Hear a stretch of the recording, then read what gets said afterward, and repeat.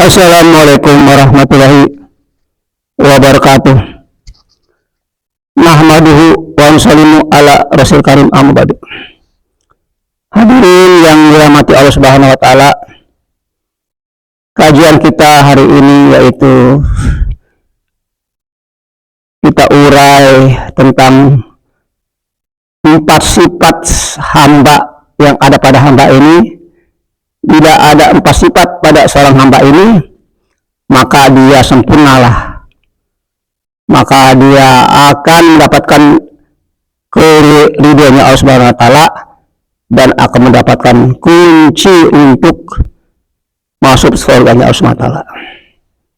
Jadi apa 4 sifat ini yang harus kita miliki? Jadi pertama, kita sebagai manusia ini nggak lepas kita punya sifat hewaniah, hewan, yang mana kita manusia perlu makan, hewan perlu makan, tidur, kawin, dan sebangsanya itu sama apa yang dimiliki hewan. Maka dikatakan manusia ini otonomi manusia ini sama dengan hewan, sama dengan binatang, Pak. Semua struktur tubuhnya sama dengan binatang. Membeda manusia dikasih akal. Maka dikatakan manusia ini binatang yang berakal. Maka kalau hanya mentok hanya sebatas ini manusia binatang nih, yang hanya makan, minum, tidur, kan nggak beda dengan binatang sendiri. Maka binatang ini juga punya 3 sifat yang ada pada binatang ini. Pertama, sifat binatang ternak. Kedua, sifat binatang buas. 3, sifat binatang penyengat. Ini ada pada binatang sendiri. Kenapa diri? Karena tanah ini kan, kita ini manusia dari tanah asalnya, Pak. Kejadian dari tanah, api, angin, dan udara. Maka hadirin, kan dari tanah ini, tanah kalau nggak digarap, nggak diusahakan, maka tanah itu akan tumbuh rumput. Kalaulah sudah rumput, hadirin, di situ ada apa rumput itu? Yang ada binatang ternak, ayam, kambing, kerbau, kan, sebagainya. Nah, hanya itu yang bikin gimana dia bisa makan aja, tidur, kawin, dan sebagainya. Sebagai binatang ternak ya, rumput. Lama-lama Pak, tanah nggak usah, kalau nggak diusahakan lagi, tanah itu akan menjadikan semak belukar, Pak. Semak belukar. Kalau sudah begitu terjadi, apa yang ada sudah ini? Binatang buas, harimau, ya. Kemudian ada lagi yang namanya gajah, dan sebagainya. Ini sifat-sifat kalau nggak diusahakan. Begitu jadi manusia, Pak. Kalau nggak diusahakan, kalau nggak digarap, kalau nggak ada perbaikan, maka dia akan semakin memburuk, Pak, keadaan manusia ini. Maka hadirin, dengan kita, karena kalau namanya, Pak, kemaksiatan itu batu datang sendiri, tanpa usaha pun datang sendiri, Pak. Tapi yang namanya ingin kebaikan-kebaikan pada diri kita ini perlu ada usaha. Perlu ada usaha, hadirin. Maka hadirin yang dirahmati Allah Subhanahu wa taala, maka kalau binatang ternak, Pak, ini dia bikinnya makan apa hari ini? Kemudian kalau satu binatang buas, sifatnya siapa yang kita makan hari ini? Ini binatang buas, Pak. Siapa yang kita makan hari ini itu binatang buas. Kita hadirin. Jadi hadirin yang dirahmati Allah Subhanahu wa taala, maka yang kedua, tipe kedua, sifatnya adalah sifat malaikat. Bila mana sampai tahapan sifat malaikat ini, maka naik derajat pada sifat binatang ke sifat malaikat. Apa sifat malaikat? Yang senantiasa sujud taat, tidak pernah menentang, memata pada Allah, samina wa ta'na. Maka kalau sudah sampai ke peringkat dia sifat malaikat, maka dia kedudukannya tinggi, Pak, ya. Maka lebih malaikat itu sendiri kedudukannya, lebih malaikat itu sendiri. Karena malaikat nggak perlu makan, nggak perlu tidur, nggak perlu kawin, nggak perlu mikirin kontrakan, nggak perlu mikirin bagaimana masa depannya, nggak perlu. Maka lebih ibaratnya manusia 2 rakaat lebih lebih mulia daripada ibadahnya malaikat yang seumur hidup sujud sampai kiamat sujud. Ruku sampai kiamat, Pak. Lebih berharga ibadah malaikat yang hanya 2 rakaat sholat. Kenapa ini? Karena kalau manusia sujud ada perintah dari Allah, ada kewajiban, ada perintah dari Allah, tapi kalau malaikat hanya rasa syukur dia ibadah, bukan perintah, apa rasa syukur dari ibadah. Maka ibadah manusia ini melebihi ibadahnya para malaikat kalau dia mau taat pada Allah. Tapi kalau tidak mau menaati perintah Allah, hanya ikut nafsu, maka lebihlah daripada binatang, Pak. Lekan an'am lebih daripada binatang, manusia yang tidak ada sifat malaikat. Hadirin yang dirahmati Allah Subhanahu wa taala. Kenapa, Pak, sifat malaikat terus ada? Karena untuk dia sholat tahajud, dia korban, Pak. Bangun malam kan untuk mentaati Allah, korbankan ngantuknya, Pak. Itu sifat malaikat. Ya sengaja dia tekan hawa nafsunya. Dia pergi haji harus rela korbankan uang ratusan juta, ya. Demi apa, Pak? Itu kan ada sifat malaikat dalam dirinya, Pak. Itu hadirin, maka itu sifat-sifat itu yang harus ada pada diri seorang hamba, hadirin. Hadirin yang dirahmati Allah Subhanahu wa taala. Maka sifat yang ketiga, hadirin, itu sifat rasul. Harus ada, hadirin. Sifat rasul ini ada 4 sifat yang dimiliki rasul. Pertama, sifat patonah. Kedua, sidik. Ketiga, amanah. Dan keempat, tabligh. Ini harus ada, hadirin. Sifat tabligh yang suka mengajak orang, yang suka menyuruh, yang suka dia mengajak kebaikan. Inilah sifat tabligh, Pak. Dari ani walau ayah sampaikan 1 ayat. Ini sifat rasul, Pak. Ada 4 tabligh menyampaikan kebaikan. Orang yang suka mengajak keburukan, orang yang selalu mengajak kepada ke arah yang menentang perintah Allah, itu sifat-sifat setan, sifat-sifat iblis. Ini bahkan ada lagi sifat-sifat satu, Pak. Sifat iblis apa manusia kalau dia tidak ada agama dia. Hadirin, setan itu, Pak, lebih bahaya setan yang berbentuk manusia daripada setan yang asli setan, Pak. Lebih bahaya setan berbentuk manusia, ya, lebih bahaya lagi. Dan setan ini tidak pernah dia putus asa, pernah dia ngeluh, tidak pernah dia capek, Pak, untuk menggoda kita. Ikhlas dia menggoda manusia. Bagi manusia itu diarahkan, diajak kepada perkara-perkara yang membinasakan, perkara yang melanggar hak-hak Allah Subhanahu wa taala. Iya, setan, Pak, hanya 2 yang tidak digoda setan. Orang yang sifatnya sama dengan setan, itu kan digoda lagi, sifatnya sama dengan setan. Yang kedua, orang yang sudah mati, Pak. Ini nggak digoda lagi, ya. Selama ada masih, walaupun dia mau mati, pas sekarang masih digoda. Mau mati pun masih digoda, Pak. Mau mati ini sekarang masih digoda, ya. Sampai orang itu mati kan tak bisa mengenal Allah, mati kan tak bisa mengucapkan kalimat la ilaha illallah. Itulah baru selesai tugas setan, Pak. Kalau orang dia ke neraka berhasil, itu berarti tugas dia selesai, hadirin. Hadirin yang dirahmati Allah Subhanahu wa taala. Sifat ini di Quran diceritakan. Quran itu menceritakan orang punya sifat terpuji, diabadikan sama Allah, Pak. Diabadikan sifat-sifat baik sahabat itu diabadikan pada Quran, diabadikan, Pak. Hari ini pun mungkin kalau Quran belum tutup, Pak, mungkin diabadikan ya perbaikan amal kita yang baik, yang bagus-bagus, Pak. Mungkin sama Allah diabadikan, ya. Baik sahabat, sifat sahabat yang baik lalu diabadikan. Ada sahabat yang dia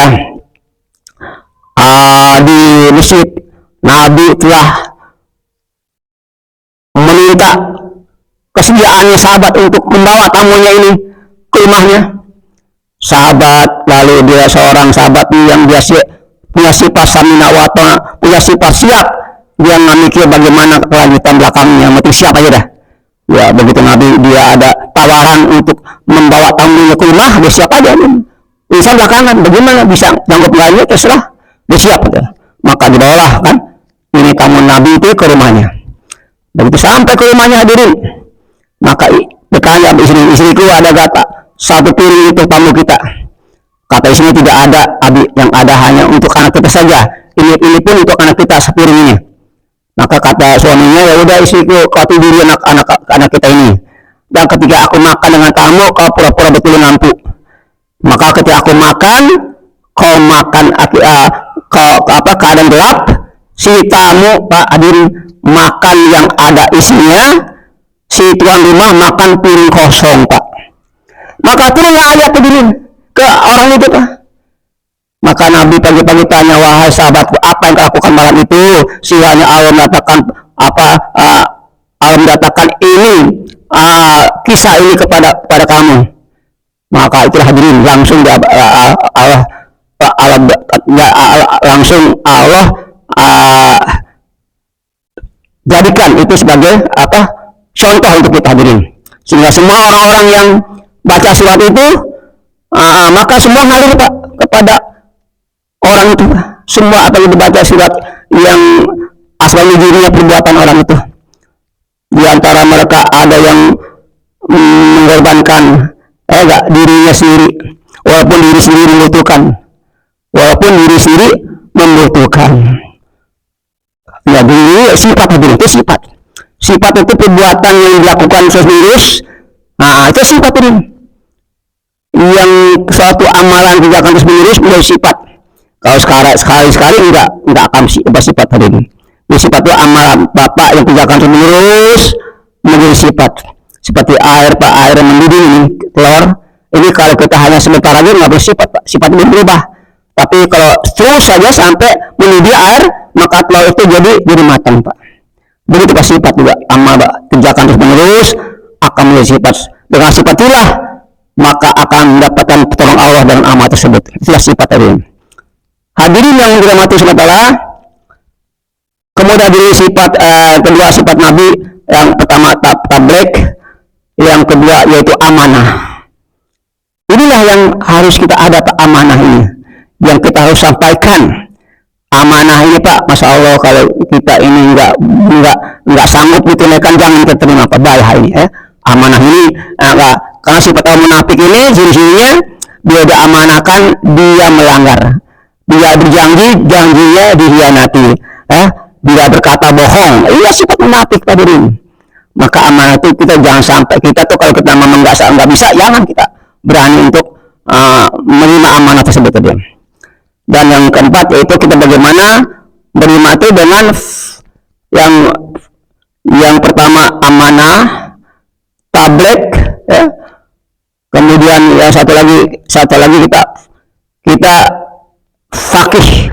Jadi fakih itu Pak, kita tahu benar, tahu apa-apa yang Allah perintahkan, kita dikasih kepahaman oleh Allah Subhanahu wa taala. Jadi hadirin yang dirahmati Allah Subhanahu wa taala, inilah Pak empat sifat ini yang ada pada diri hamba ini. Kalau dia Pak ada pada diri hamba ini, sifat inilah yang akan mendatangkan pertolongan Allah. Satu kali sifat Allah. Hadirin, apa sifat Allah? Sifat Rahman Rahim, sifat penyayang. Ini Pak, ini kita harus memiliki Pak. Apa sifat penyayang? Apa sifat Rahman Rahim Allah? Ini harus ada Pak. Kita misalnya ada orang kelaparan, maka kita diam saja, tidak ada respon, tidak ada kita untuk memberi makan, maka berdosa Pak. Maka orang beriman itu dia tidak rela kalau ada orang lapar sementara dia kenyang. Itu zalim hadirin. Apa misalnya mau bawa durian, kan kelihatan orang itu baunya kemana-mana, tapi nggak dikasih tetangga Pak, cuma dia baunya aja, Bapak zalim itu, ya. Jadi kita makan, kita kalau masak sayur Pak, sayur ini banyak airnya, biar kita bagi-bagi Pak. Kita bagi-bagi itu Pak, akhlak hadirin, ya. Akhlak bagi-bagi Pak, akhlaknya Allah Subhanahu wa taala. Akhlak yang ajimah, akhlak karimah, ini harus ada Pak pada diri. Tapi ada satu yang tidak boleh, sifat Allah yang ada yang tidak boleh diikutin, sifat sombongnya Pak, ini nggak boleh. Hanya Allah sendiri yang boleh, yang lain nggak boleh. Apa kita sombongin Pak? Masya Allah, sifat sombong, sifat jalannya Allah Pak, jalan itu keras. Ya nggak? Maka kalau ada orang keras itu saksikan dia sifat Allah Pak, keras, wajahnya cemberut, ya, suka marah-marah. Nah ini sifat jalannya Allah. Saksikan Pak. Jadi kita wah merasa ini sifat Allah. Jadi kita Pak biasa saja. Kalau ada lembut, penyantun, senyum, kasih sayang ini sifat jamalnya Allah. Jadi kita nggak kesan Pak. Ada orang jahat, ada orang baik, sama aja. Ini sifat Allah juga, sifat jalannya Allah, sifat jamalnya Allah. Jadi nggak ada kesan Pak. Itu hadirin yang dirahmati Allah Subhanahu Wa Taala. Ini juga 4 sifat itu ada pada diri seorang hamba. Insya Allah Pak, kita ini orang yang bisa manfaat kepada diri kita dan orang lain. Jadilah kamu orang yang bermanfaat diri sendiri dan orang lain. Minimalnya Pak, jangan nyusahin orang lain. Minimalnya Pak, kalau bisa kita bikin manfaat ke orang lain, kalau bisa ya. Dan siapa yang menutup aib saudaranya, maka Allah tutupi di dunia dan juga di akhirat.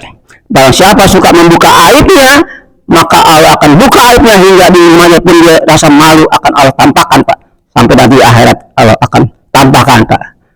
Barang siapa yang tidak pernah melihat kekurangan orang, nggak pernah melihat keburukan orang, maka Allah akan angkat derajat setinggi-tingginya.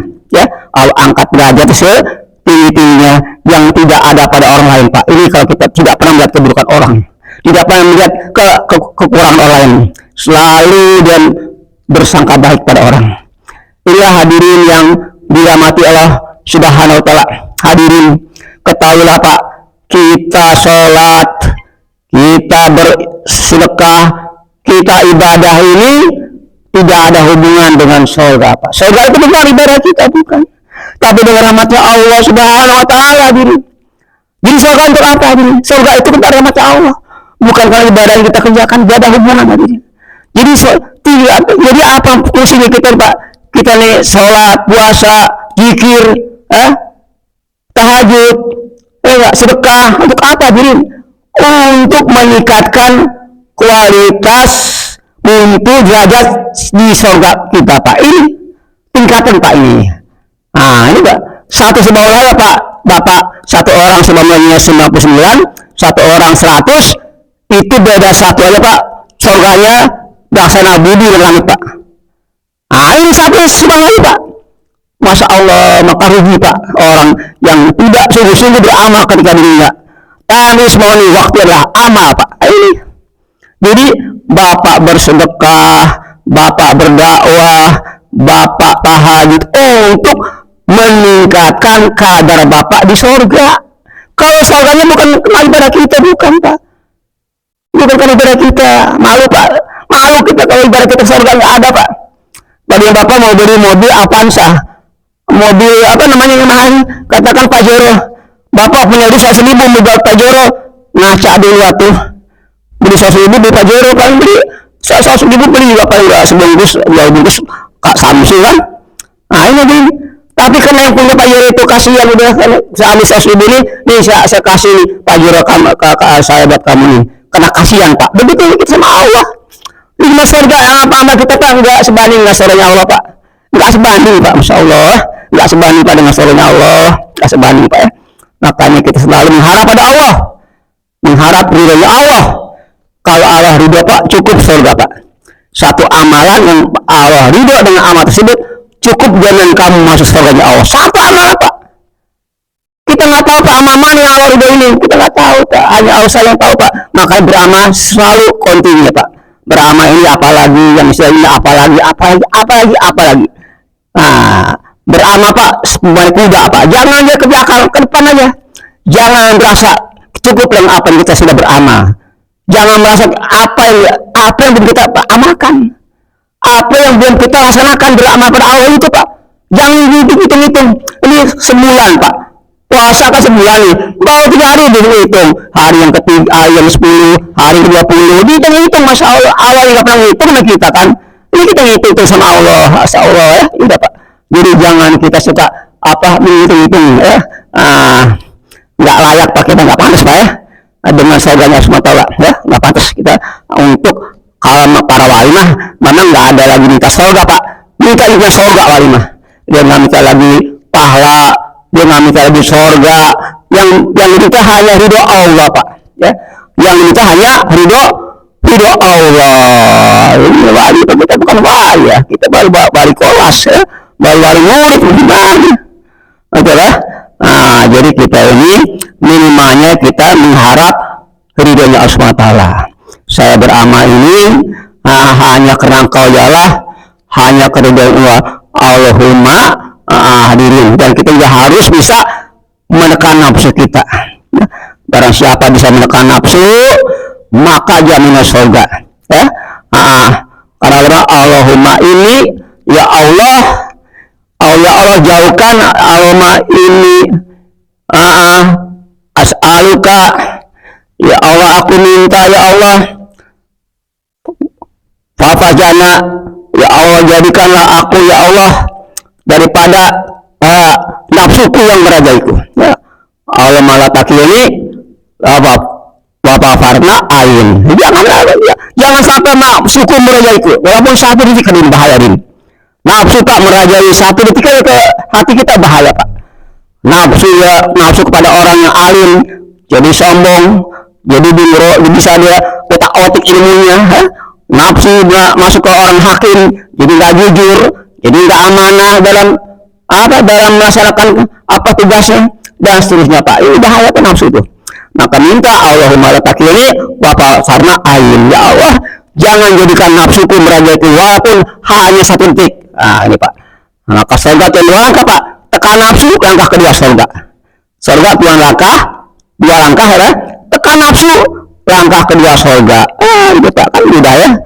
Tapi nggak semudah apa yang dibicarakan Pak. Ini perlu mujahadah, ini perlu ada ridho, ini perlu ada pengorbanan sehingga Allah ridho dengan kita pun ridho pada Allah Subhanahu Wa Taala. Subhanallah, Assalamualaikum warahmatullahi wabarakatuh.